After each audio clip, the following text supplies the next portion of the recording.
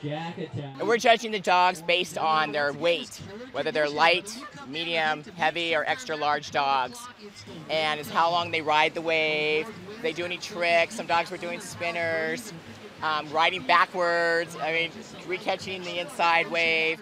It was just a lot of fun to watch. It's very exciting.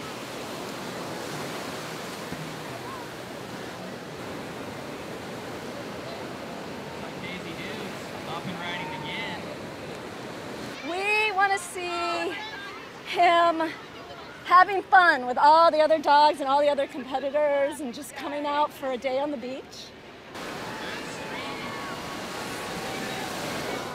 I think Americans are crazy with their dogs.